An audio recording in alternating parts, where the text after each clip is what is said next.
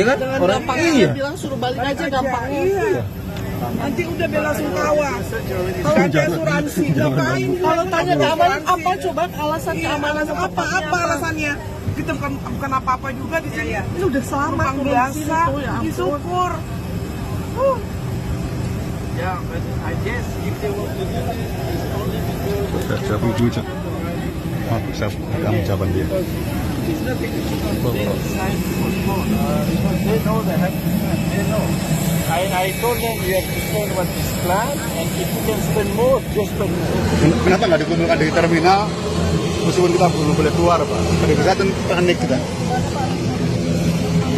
Maaf, Pak.